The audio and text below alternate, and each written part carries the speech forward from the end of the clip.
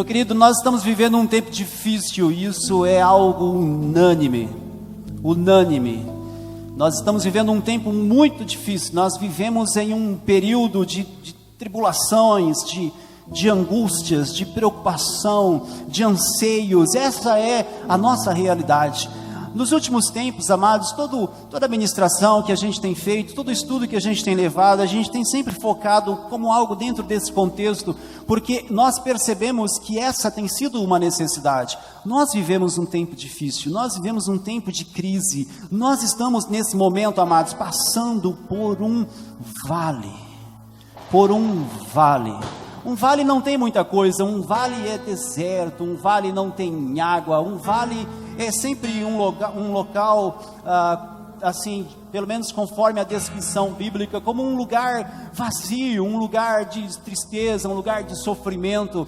Eu diria, amados, que hoje nós estamos dentro de um contexto como esse, em um vale, e não dá para negar essa realidade de preocupação. Talvez você tenha o seu emprego, talvez esteja tudo bem, tudo correndo bem, talvez algumas coisas, talvez nada mudou para você na sua rotina. Para alguns foram assim, mas para outros não, amados. Outros estão tendo de lidar com uma realidade trágica, com todo o contexto e todo o cenário que nós estamos vivendo, de tudo aquilo que nós estamos vendo. Talvez não seja você, talvez seja você, talvez alguém que você conheça que agora está chorando a dor de alguém que morreu por conta do cenário. Percebe, amados? Talvez você esteja agora aí sentado, mas lembrando de alguém que na semana falou com você que está faltando alimento, porque não tem emprego, porque não tem renda, não sabe o que fazer, se olha para o futuro e não tem nenhuma perspectiva. Amados, para alguns a fala é a seguinte: esse período de tempo que nós estamos vivendo, talvez esteja configurando o pior momento, o pior período de tempo em que toda a humanidade já presenciou.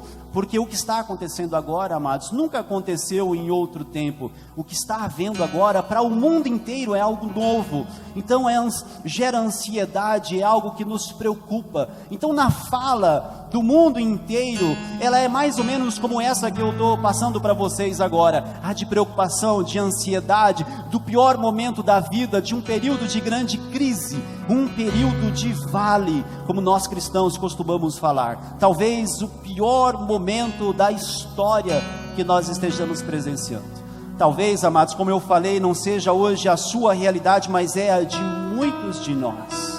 Mas dentro do contexto bíblico, e hoje, amados, nós gostaríamos de ser bem direto, bem prático. Às vezes a gente gosta de trazer uma palavra com uma cara mais de estudo, mas hoje a ideia é ser bem prático, direto ao ponto, para falar uma verdade, uma realidade que Deus colocou no meu coração, que é algo que eu fiquei lembrando essa semana, de uma crise, de um vale que eu passei na minha vida, a minha vida pessoal, e eu me lembrei de tudo que aconteceu depois, e de como que eu saí daquele vale, e de como que hoje eu estou aqui diante de vocês, o que não era para estar acontecendo. E eu pensei com isso, falei, a igreja precisa ouvir isso, as pessoas precisam ouvir isso. Ouvir o quê? Ouvir que Deus está presente no meio do vale, Deus está presente na hora da crise. Amados, o mesmo Deus que nós glorificamos e exaltamos no dia da bênção, no dia da conquista, Ele está lá no dia do vale, no dia da dor, no dia da derrota, no dia da perda, como nesse período, onde Deus está, nesse momento onde Ele sempre esteve reinando e cuidando da sua igreja, zelando pelos seus. Essa é uma verdade, amados. Então o mundo tem dito assim,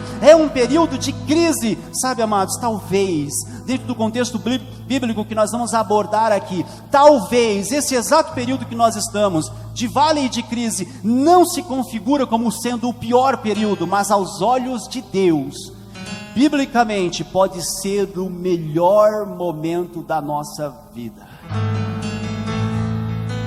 Eu sei que alguns deram glória a Deus, são homens de fé, são homens de fé. Ou então você já está entendendo o negócio, porque hoje é para a gente ser bem prático mesmo. Talvez você já está entendendo. É sim, amados, o melhor momento que nós estamos vivendo. Nós vamos mostrar isso, amados, dentro do contexto bíblico, com alguns versos, para que a gente consiga entender. Veja, para que eu e você viva um contexto de bênção, para que eu e você viva a fartura, para que eu e você viva a promessa que Deus tem para a nossa vida, entenda uma coisa, amados, só vai haver um contexto de fartura em um lugar onde um dia esteve a escassez. Concorda? Amém ou não? Só vai ser ressuscitado aquele que um dia esteve morto. O que eu quero dizer com isso? Que se é o vale que nós estamos vivendo, ele não é o fim. Ele não é o fim. Ele é o início. Ele é o começo. Porque para você subir o monte, você sempre tem que passar pelo vale primeiro. É o início. É o início do que, amados? Toda essa tragédia mundial aponta para um acontecimento dentro do contexto bíblico. Qual? Jesus. Jesus. Como assim Jesus? Jesus, Ele está voltando.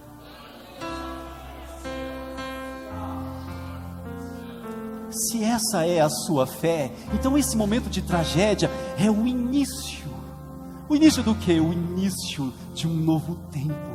Aquele que Deus escreveu na Bíblia, o tempo da eternidade, o tempo em que nós estamos com Ele, esse é o início. Então veja, como é que a igreja lida com essa realidade? Nós exultamos, glorificamos e dizemos: Maranata, ora vem, vem Senhor Jesus. Para haver a fartura, amados, antes precisa existir escassez. E alguém que é ressuscitado para a glória, antes ele precisa ser morto. Entende? Então vale não é o fim. O vale é o início. Aquele gigante foi 40 dias diante do exército de Israel, afrontando aquele exército. E todo mundo que olhou o cenário, amados, onde aquele gigante estava, no vale de Elá, olhou ele lá, todo aquele exército, enxergou naquele vale um lugar de morte, de tragédia. Todos unanimemente disseram: se eu for contra esse gigante, eu vou morrer naquele vale. Eles enxergaram a morte. Mas um homem olhou para o vale e ele falou: existe vida lá. Davi, quando ele olhou para o vale, ele falou: lá não é um lugar de morte, lá é um lugar de honra. Ele olhou para o vale e não se amedrontou, mas ele disse: lá é um lugar onde o Deus de Israel vai ser visto e reconhecido por estes filisteus pagãos que blasfemam contra ele. É o princípio da glória de Deus. Eu vou lá. E Davi foi para o vale. Talvez, amados, falta para nós o seguinte: olhe para o vale pela ótica de Davi. Não é o fim e não é a morte, é o início, é o princípio. É o princípio. Sabe o sonho que você tem no seu coração? Ele não vai talvez iniciar num dia de bonança e um dia feliz. Talvez ele esteja iniciando agora, quando tudo é contrário. Talvez o seu sonho começa agora a ser construído. Talvez a sua história está começando a ser construída agora. Assim como a história de Davi iniciou num vale onde não havia nada, total escassez, um gigante. Aos olhos dele, jamais ele poderia vencer aquela batalha. Talvez seja esse o nosso cenário. Olhe à sua volta, lembre do problema que você está vivendo. Traga a sua memória, você pode vencê-lo. Não. Você já parou para imaginar quantas pessoas agora têm uma doença em seu corpo, em que os médicos já declararam: não tem cura, não tem cura. Amados, quando as nossas forças se esgotam, e as possibilidades nossas zeram, é onde Deus começa a fazer. Quem está falando a vocês aqui, amados, é alguém que já esteve lá. Nós estamos há 5 anos aqui na cidade, então muitos não conhecem nossa história, talvez alguns mais íntimos, mas nós já estivemos lá. Eu já deixei a igreja, eu já abandonei a fé, a minha família se perdeu também. Eu já estive, amados, em um lugar de escassez, mas Deus está no vale. Entenda uma coisa: Deus está acompanhando o seu processo, Ele está no vale. O silêncio de Deus não quer dizer que Ele não está ouvindo você. Amados, nós contamos um exemplo aqui, na última vez que nós ministramos, eu acho que foi no culto pela manhã.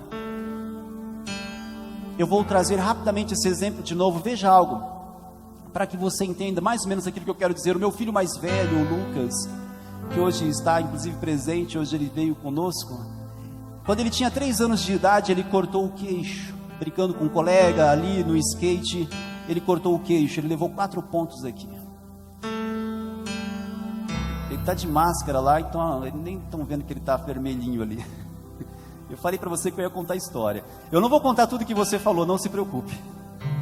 Mas ele cortou o queixo e nós olhamos e tal, corremos com ele para o hospital, amados. E quando nós chegamos no hospital, a enfermeira viu, o médico viu. Eles são sempre muito tranquilos, né? Muito frios. O meu coração já estava na mão, mas eu estava forte, firme. A Fê nem entrou na sala.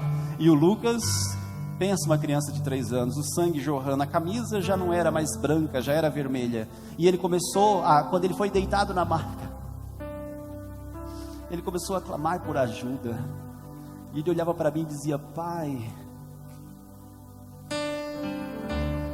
sabe, como quem diz: pai, me ajuda, pai, me tira daqui.